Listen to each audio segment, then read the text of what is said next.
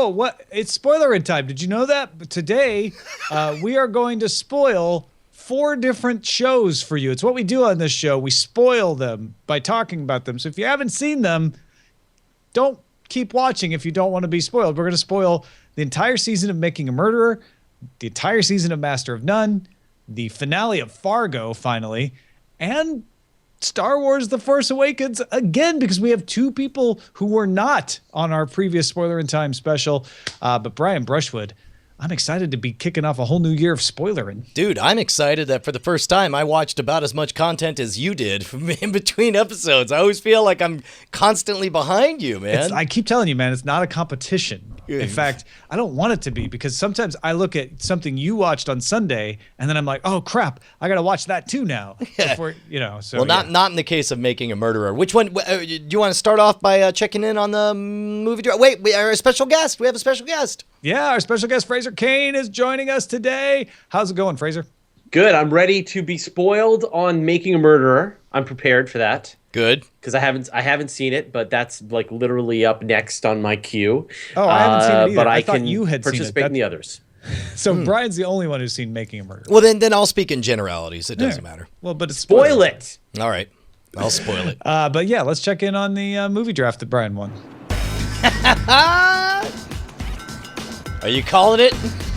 Man, I'm calling it. But I do love that a movie draft that we all thought whoever gets Star Wars would just walk away with, like it wouldn't even be a competition, in the first week of January still has me on top at $635 million with my Walmart strategy. Dude, and plus, I don't know, I'm looking at a shortfall. Like, we're both out of movies, and you have an $90 million lead, no, an $80 million lead, and yet there's enough time that I'm pretty sure I'm going to drift across that finish line and take number 1, just because, again, Star Wars didn't just do well, it did mind-blowingly, expectations-shatteringly well. Like, that was the astonishing thing.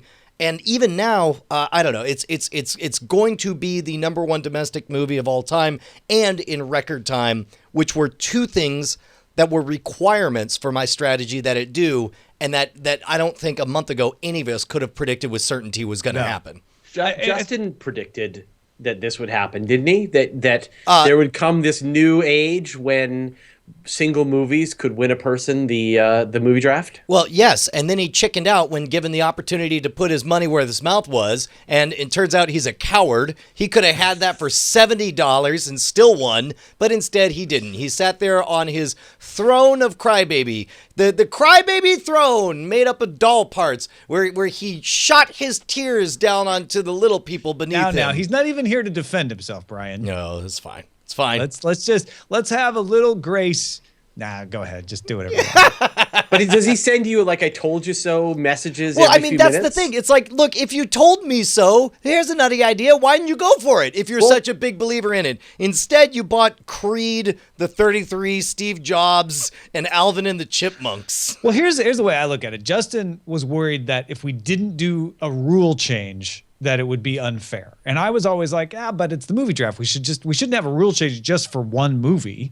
And so I think what we ended up with was exactly the right thing to do, which was we made a rule that says if someone bids 100, like maxes out the bid, that you can still outbid them, which I think is smart. And what it did, and Justin could point at this and say, well, look, I told you it was going to win, but it hasn't been a foregone conclusion from the beginning of December, right? Agreed. It actually, and like you said, Brian, it had to like bust out of expectations and do the best possible. It might have been a disappointment and not won this draft. I think if we hadn't put in the rule change, it could have been a disappointment and still won.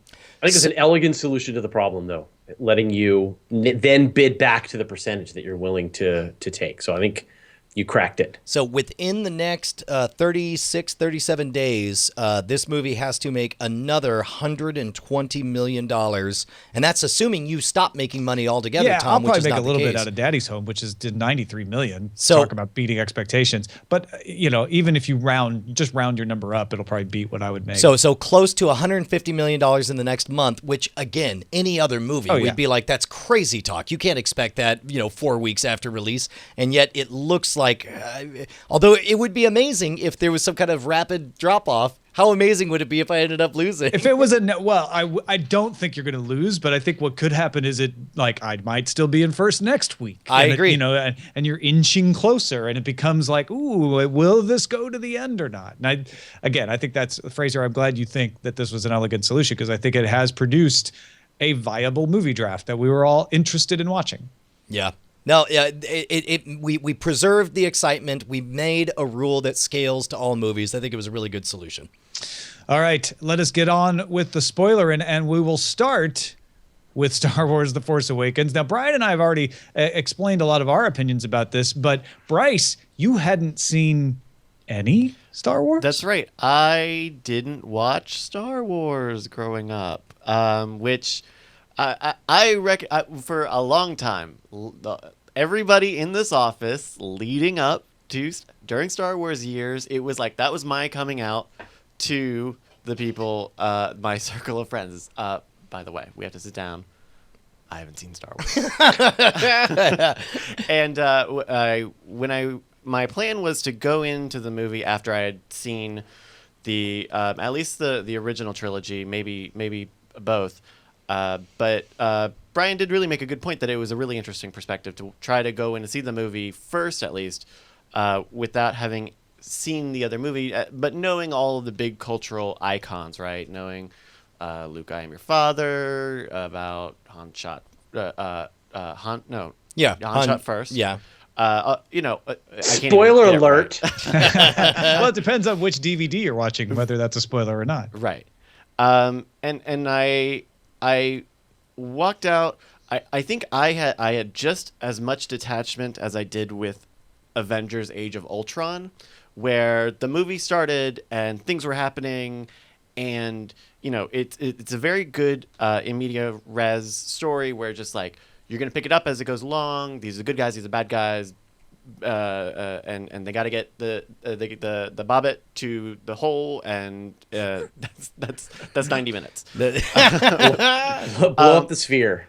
But I almost felt like the winks to the previous movies were very they were worn very, very openly on the sleeve, which was not a terrible negative for me. But I also was just feeling like I didn't remember. I was thinking about it that night, and I just didn't remember anything exciting from the movie, which was crazy because there's the big the escape sequence from Jakku with that's Poe and Finn, right? No, it's Rey and Finn.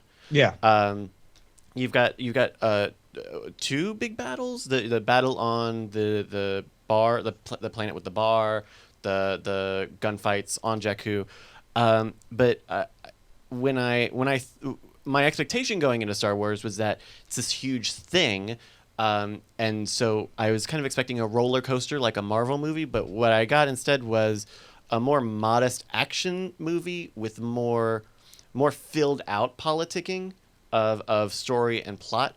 But unfortunately, and it's weird to give this criticism because, hey, guess what? It's actually a sequel, and so it's kind of on me not to know why the bad guys are actually bad guys, and this isn't just like two differing opinions, or why the Sith are important, or why is Luke Skywalker actually so great?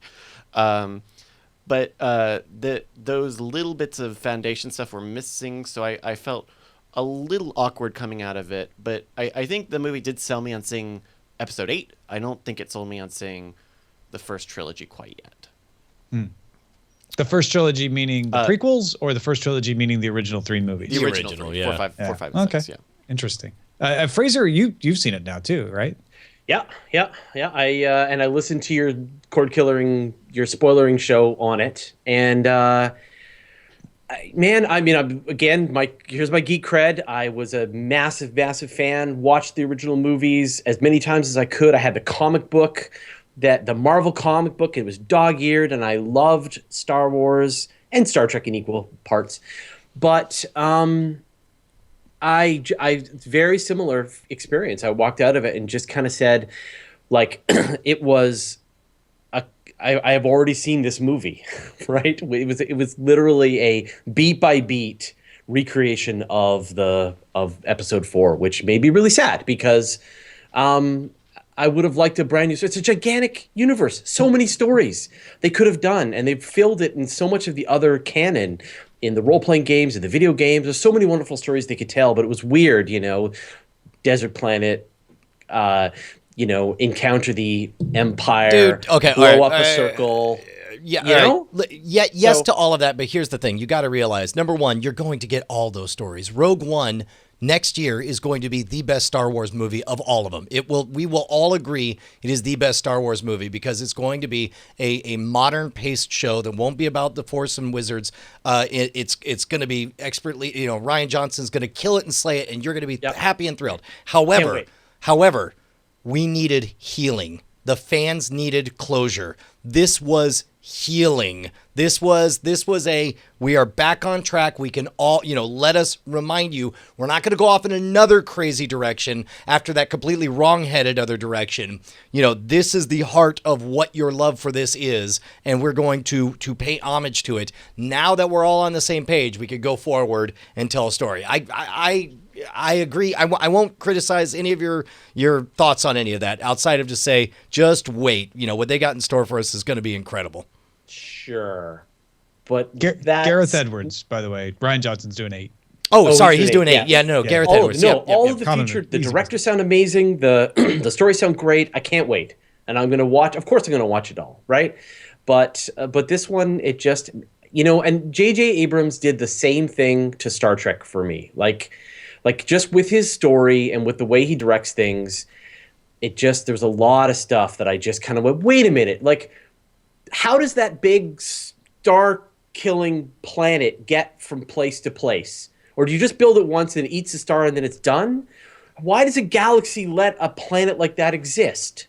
And go, hey, we see you building that sphere that blows things up. Can we come over and just destroy that before you use it? Because we know you will. So, there's just a million little... It's the coincidences that all just kept happening. Like, it was just... All the other stuff was so great, but the story parts, they could have fixed them so easily and didn't. And it broke my heart. Now, I know that I feel a million voices crying out in anguish at your review, Fraser, and I just want to tell people, Brian and I had our own takes in the Spoilerin time last time, if you want to get those, and there are a million different takes on the movie. So if you agree with Fraser, you're probably like pumping your fist, like, finally, this guy is telling what I've been saying. Right. But apparently, Mr. Tyson called and he wants his commentary back. Says the chat room. So apparently, yeah. I will point out followed the same the thoughts. Star Killer base doesn't Gildegress. move. I don't know if that makes any difference to your opinion. I don't think it does. But yeah, it doesn't matter. Look. These are great questions. How great is it that we finally have another Star Wars movie that has us arguing and asking questions? Instead of I'm like that. What's that? I don't mind as long as we get more Martians. As long as we get to have the Martians as well as the Star Wars. My only concern is if you get these gigantic blockbusters that block out the sun and that don't allow these great homegrown stories that get turned into movies and take us, like The Expanse and all these things, take us these other places.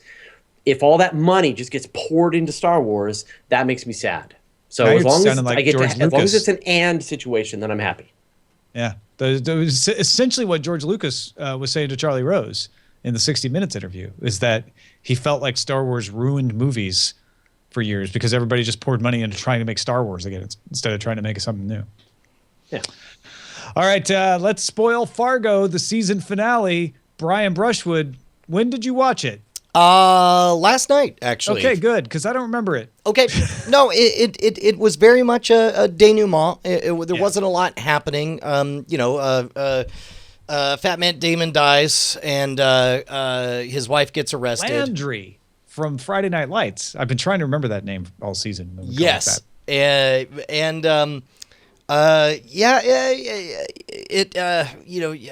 sets up, the kind of haunting, reality with with Hansi and so on. It was fine. It was fine. It was to me, the end of the series was that next to last episode. That was the big one. This one was just sort of fulfillment, reminder of all the characters, kind of a look back on what all you saw. It didn't really do a lot for me. I don't even know. What did you think of Milligan's story? Because it's not where I thought it was going. And at the same time, I liked that idea of here, we'll just sideline someone by trying to shove them behind a desk. Yeah. But I also want to know a little more about where it goes on next with Mike Milligan. Well, it was reminiscent of The Shield, right? Where in so many ways. Yeah, very much. You know, and it was a clever twist. I just assume that he ends up starting up his own operation outside of it, or finds a new territory, or finds someplace, because he's not gonna sit behind a desk. No. Yeah. That ain't Mike. You know. Yeah. No, I agree with you, and I watched it back in mid-December. I enjoyed it. I wanted another Fargo, and I'm glad they gave me an after-dinner mint of Fargo to finish up the season. But you're right that all of the action takes place in the 9th episode, and the 10th episode is just shoe tying to get us laced up for the next season. Yeah, although, I suspect that, continuing this anthology, they're not going to directly follow up anything up, but we may... No, apparently, from what I've read, is the next season of Fargo will be after this first season, right, but still previous to the present. Like, I think it's... like 2010 or so. 2010, something like that. No, that makes sense. It's great, and it's a fantastic show. There's a reason it's one of the top 10 best reviewed shows out there, and I'm kind of jealous. Justin Robert Young got to experience through a mix-up. His wife bought the second season first, and he was like, "Oh man!" And I was like, "No, this is gonna be great. I want to know what it's like to experience those in more chronologic order." So the machete Fargo. Yeah, exactly. So that'll be fun. So Fraser, you didn't see Fargo? Yeah, I did. Okay, what did you think of this finale? Well, about half the finale was, as you said, just tying up loose ends, and you almost felt like they were going to drop another shoe, and they didn't. They just sort of wrapped it all up quite nice and tidy, except for what was with the aliens. They never really explained that, but it was a terrific show, beginning to end. I love the characters. Now, did you get the reference? Yeah, with Mike with the two basketball players, that it was the hitmen from the first series. No. Yeah, so he's watching the kids play basketball, and it's the hitmen from the the deaf guy and the very clever. Yeah, I think that was them. So right. So I guess he hires them and yeah, you know what? That's the right way to do that kind of thing. Like if you caught it, you feel special, but they didn't beat you over the head with it. It wasn't. You know. They threw a pile of those little subtle notes into the show. Dude, which that's great. I'm sure people on the web have torn it apart bit by bit, but that's exactly how you write those. Make them gems that people feel smart and good for finding, but not anything that hits you over the head. Well done, guys. All right, let's talk about season 1, Master of None, the Aziz Ansari comedy, which, as I mentioned on Cordkillers previously, Eileen and I pretty much ate up over the Thanksgiving break to hilarious effect, and I loved it.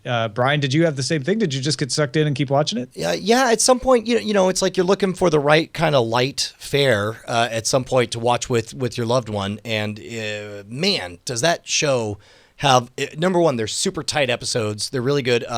Brant Gadawag said it's like a less cynical Louis and more Indian.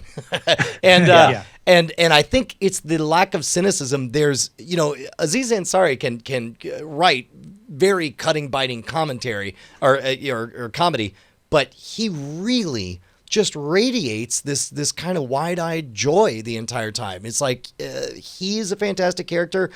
Seeing Eric from Tim and Eric, who directed half those episodes, was fantastic, and I loved how even they tackled all of the issues that every mid-30s person encounters. Like, should I be married by now? Should I have kids? What does it mean? But that my parents see things different than I do. And he ends up representing both sides. I'm in love with H. John Benjamin's character. That moment when he talks about what's it like to be married to the same person is like, oh man, I just go home, we watch a movie, and then go to bed. It's effing paradise. And it's like just to hear this kind of unrepentant, like, yeah, being married and boring is the best thing on the planet. And I was like fist pumping. It was amazing. And that's one of the things I love about this whole series is every time you think he's going to make the obvious joke, he doesn't. He takes a hard turn. And the first time I really experienced it was with the kids, where I'm like, okay, here we go. The kids are going to be a nightmare, and he's going to learn the lesson about how tiring parenthood is. And they do that, but he has a great time, and he turns out to be awesome with the kids, and he handles them well, and he kind of gets into playing with them. And then at the end, he's like, wow, that was really fun, but man, it's really tiring. And so it is that lesson, but he got to it in an entirely different way than I expected. And like you say, he always, not always, but he often opts for the positive take at a point when you expect him to do the cynical take. And I really found that fun. Yeah. I almost dropped it. So I watched like the first episode, got halfway through the first episode, and I wasn't feeling it. And then watched it again, or watched it with my wife. And again, we got halfway through it and we're like, I don't know. And then we dropped it. And then I saw a bunch of reviews on the interweb saying, no, it's a great show. And so we came back around and toughed through sort of to the end of the first episode and into the second episode. And then it had us, and all the way to the end of the season. Dude, that episode with the parents and the flashback with both him and Brian's parents going back telling their immigrant stories I loved it. I loved it. Yeah, well, when we were watching it on Thanksgiving with my wife's family, and her dad grew up in the Philippines and came over to L.A., so there's an immigrant story sitting in the room with us, and there was a much laughter involved there too. It's just I don't know. I thought it was. Thank you, Bryce, for bringing this to our attention. Yeah, you're welcome. Absolutely. All right. Bryce, do you have anything else to add to the Master of None? Since I know it was on the lookout where we highlighted it. No, I haven't really touched back to it since that segment. Just because there's been a lot of stuff coming out that I try to do for that, or that I try to at least peek into on that. For that I'm sorry, guys. I have to watch all the garbage to tell you what's on the lookout. But I definitely had a pretty good reaction to it for that segment. I think it's a month or so back when it premiered. You can hear my reaction to it. It is good, and the family value, the family watchability to it is something that I feel like I didn't expect, but totally makes sense. Thinking back on the 4 or so episodes I watched. All right, we're going to finish up with Making a Murderer, the season of true crime that Netflix put out. Brian's the only one who's watched it, though, right? I think. Yeah. I mean, I'll keep my comments short. It's we can loop back to it after you get around to seeing it, because I assume with it being the cultural phenomenon that it is, I assume you're going to watch it at some point. Probably no? not. Yeah, I never listened to Serial. That's fine. Serial was great. Well, I know. No, Serial wasn't. Serial was problematic. I mean, Serial was exquisitely told, but it was problematic in that I really morally had a difficult time with Serial. With their refusal to have a take, just sort of sticking their finger in the pot, stirring it like, oh, I don't know, I'm just asking questions. It seems like they ought to be fun. Oh, it's complicated. I don't know if he did it or not. Bye. It's like that. That's a real person's whose life got turned all around, and who was promised that he would be given a fair shake. And I don't think he was given a fair shake by the treatment he got with Serial. Whereas in that respect, I definitely respect Making a Murderer much more, in that it's very much an advocacy documentary. You could tell they have a take, and they're pushing to tell their story. Now, part of that means there's certainly aspects of the trial that I did not get to see because they didn't fit with the story or the narrative or whatever. And I'm okay with that, because this is a real story, but it's somebody told a passionate version of the way they see the world. And it resonated with me, and in that regard, it was well told. Yeah, it's I may watch it eventually, but it's definitely not high on my list. Just because true crime is not high on my list. But it sounds like this is, if you're going to watch a true crime series, this is definitely one to watch. I have been putting off watching it. There's been, it's been there for now probably a week and a half, 2 weeks, and I've been like, I think I should watch it, but I haven't wanted to watch it in the way that I've wanted to watch other things. So, but at the same time, I can hear enough people raving about it that I'm just going to watch it. Well, and keep in mind, it's not like the storytelling is particularly extraordinary. It's just an extraordinary story. And there is enough ambiguity that you're left not 100% sure about everything. Like, I don't know if the main guy did it or if he's telling the truth or whatever, but there are peripheral characters who get caught up in the maelstrom that I know for a fact didn't have jack to do with it. And it's a slow motion train wreck of injustice happening right before your eyes, and it's easy to get really upset. Well, that is it for Spoilerin Time. Fraser Kane, thanks for hanging around with us, man. Thanks as always for letting me be a part of my favorite show. You're the best. We should have you back as often as we possibly can. But not so often you start trying to draw a salary from us. All right, we'll figure out what that line is. YouTube.com, search for Universe Today, or just search Google for Universe Today. Go find it, subscribe to it, and enjoy it because it's really good. We just updated the website. It looks beautiful. Okay, I was going to say something, but I was afraid you were going to say, like, yeah, we did that last year. We did that about a week ago. That has been my... It is amazing. It looks fantastic. Yeah, it looks great. And it's just been my month. For you have 20,000 articles and you move to a new design and that is now your job to fix it. So it's breaking all over the place. And so we're awesome. Yeah. By the way, BioCal points out that a week ago was last year. So well put, BioCal. Thank you. Yeah. Thanks everybody for watching. We'll spoil you next time.